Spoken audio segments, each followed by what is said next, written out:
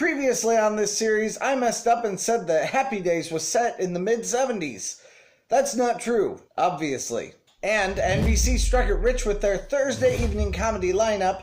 Seinfeld was number one for a couple of seasons at 9 o'clock, and its final season skyrocketed for an even higher point of 38 million viewers. Seinfeld went off the air, leaving Friends and ER as the two biggest shows on television. But all good things must come to an end, and must-see TV faded to a new horror. Or kinda. The rise and fall of television ratings. So I kind of forgot about something of flash-in-the-pan brilliance. If you blinked through 1999, or you were an insufferable teenager like I was at that time, you probably missed it too. The biggest television program of 1999 was Who Wants to Be a Millionaire? Let the nostalgia of the 90s trying to die wash over you. ABC started up Who Wants to Be a Millionaire to the tune of 29 million viewers. This very traditional game show format was the first to offer a $1 million prize, and it also played on 3 nights a week, soon to be 4. The stakes had never been higher until we realized we'd already seen this show, and $1 million was no more now than $64,000 was in 1955. And not only that, but do you remember how ABC built up its empire a little bit into the 1990s?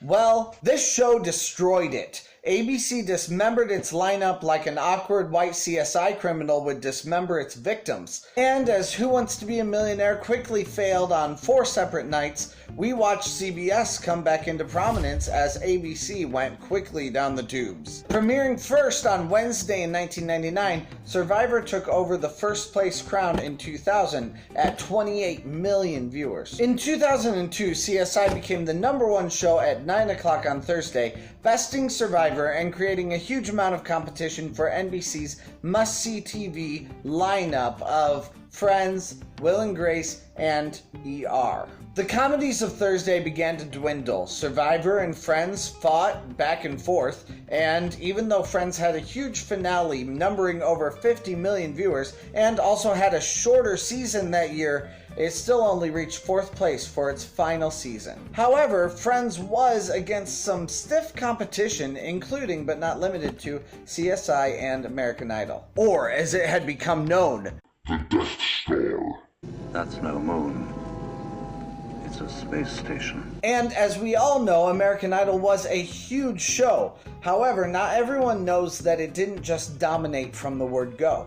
Maybe we've made a mistake. I think we may have made We made a big mistake. American Idol began in the summer of 2002 and had relatively small numbers. In total viewers, it had both the 25th and the 30th place among the TV scape. But it built throughout the season, and by the final 2 episodes, it had reached 18 million and 23 million respectively. Not too shabby. It took 2 seasons for American Idol to reach #1 on one of its nights, and another 2 seasons for it to take both the top spots on TV land in general. This show had Super Bowl-sized finales, and the seasons continued to grow in numbers until 2006, when I coincidentally went to college. So you heard it here first, folks. I single-handedly killed American Idol. Now, I want to say a big to Simon. For real though, there probably is something to a lot of millennials going to college and not getting in as much TV time as they did when they were in high school. So just add this to the list of things millennials tried to kill.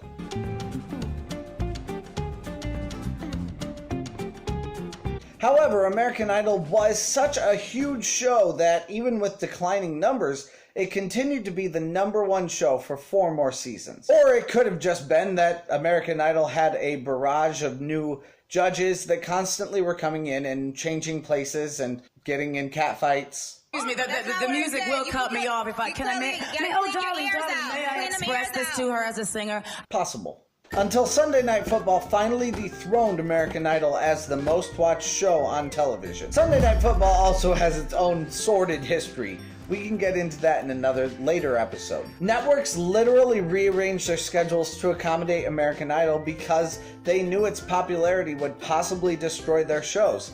hence the name the Death Star. That is, except for one program. One little engine that also had a very slow start. NCIS built an audience slowly, very slowly, but by its 10th season in 2012, it became the #1 show on television. Yes, you heard that right, folks. This show became #1 in its 10th season. That's a very rare thing for any TV show to do. As American Idol started taking its massive swan dive into the crapper, NCIS was on its way up into the annals of dorky history. And rounding out this whole debacle is The Big Bang Theory, also airing on Thursday night at 8 o'clock, and having been the #1 show for the last 2 seasons in total viewers. This season is their final season, and we'll see if they end up at #1 again this year. Penny. Sheldon.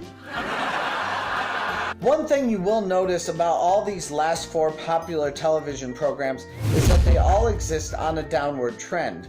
This is a huge thing to remember because these are television's biggest shows, and television in general has been on a downward trend also. The rest of the story looks actually a lot worse than these top TV shows. Also, another thing to remember when considering television ratings is the 18 to 49 rating. The 18 to 49 rating is the measurement of how many younger people are watching television programs, because it is the smallest segment of people that are watching TV right now, or that advertisers can really get a hold of. So if you want to find out why the internet is slowly killing television, come back 2 weeks from now when we talk about the 18 to 49 demographic. Happy New Year! Thank you for bearing with me and allowing me to take a week off for some much needed family time. And I appreciate you guys who loyally comment, like, and vote on different posts on both Facebook and on YouTube. I love doing this, and I hope to be able to continue. Speaking of continuing, please like, subscribe, and share. Tell people who like media criticism to check me out. Wait, that sounded kind of weird.